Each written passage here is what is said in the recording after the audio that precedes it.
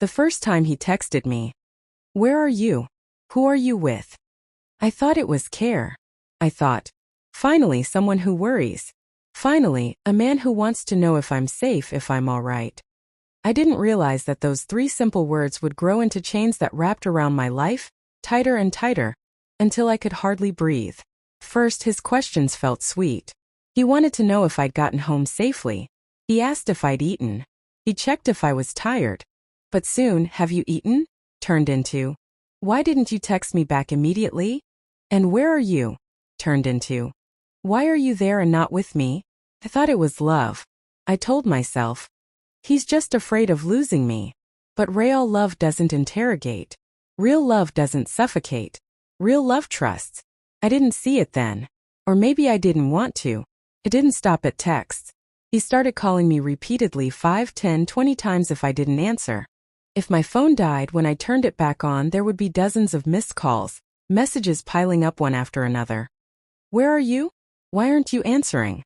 Who are you with? What are you hiding from me?" And when I told him my battery had died, he laughed bitterly. Convenient excuse. That's when fear started creeping in. Not fear of him hurting me, not yet. Fear of his anger, his suspicion, his silence. And then came the rules. Little by little, he carved pieces out of my life. "That friend of yours, I don't like her. She's a bad influence." So I stopped seeing her. "Why do you need so many people around you? I'm enough for you."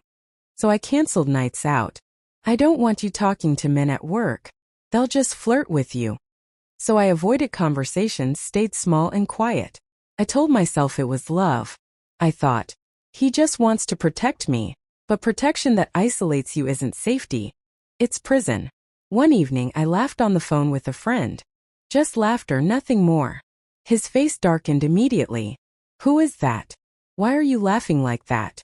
You never laugh like that with me." He snatched the phone, scrolled through my messages and slammed it down on the table. He didn't hit me. But the violence was there, in the way he looked at me, in the way my hands shook after. That's the trick of red flags. They don't always come as bruises. They come as suspicion, as silence, as walls closing in. He began following me online. Every like, every comment, every post became evidence in some invisible trial. "Why did you like his photo? Why is she commenting on your post? Why are you still following that guy from high school?" I deleted people just to keep the peace. My circle grew smaller and smaller until it was only him. Just him. And that's exactly how he wanted it. The jokes turned sharper too. "Wow, look at you trying to be smart again. You think you're special? Without me, you're nothing."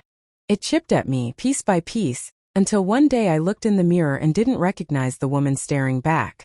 My smile was gone. My light was gone. I had become a shadow built to please him. And then came the fear of leaving. He never hit me, but sometimes I felt his anger so strongly that my body flinched before his hand even moved. He never struck me, but the possibility hung in the air, heavy, waiting. I lived braced for it. Do you know how exhausting it is to live always waiting for the blow that hasn't come yet? Sometimes it's worse than the blow itself. He promised he would change. Always after the storm came flowers, soft words, tears. "I'm sorry. I'll do better. I'll see a therapist. I just love you too much." And I believed him. Over and over I believed him. 'Cause I wanted to. Because hope is addictive. Because when you've lost so much of yourself, the crumbs he gives you feel like a feast. But the storms grew stronger. The calm after grew shorter. And the woman I had been, bright, free, full of dreams, was slipping away. I thought no one saw. I thought I was alone. But my best friend noticed. She noticed how I canceled plans. She noticed how I always checked my phone nervously. She noticed how my laugh had changed, how my shoulders curled inward. One night she looked at me and said quietly, "This isn't you. He's killing you slowly. You have to get out." I told her I couldn't. I told her I didn't know how. And she said, "You don't have to know how. You just have to take the first step. I'll be there." And she was. The night I left, he was asleep. My heart pounded so loud I was sure it would wake him. My friend waited outside in her car. I stuffed a bag with whatever I could grab: clothes, documents, a toothbrush. My hand shook as I closed the door behind me. Every step down that staircase felt like a battle. My chest was tight, my legs weak. But then I saw her headlights, saw her face, and for the first time in months I could breathe. He called. He texted. Dozens of missed calls. Where are you? Come back. I'll change. Promise. I can't live without you. I turned off the phone. For the first time, his voice wasn't in my ear. His shadow wasn't over me. Leaving didn't mean it was easy. I cried. I doubted. I almost went back.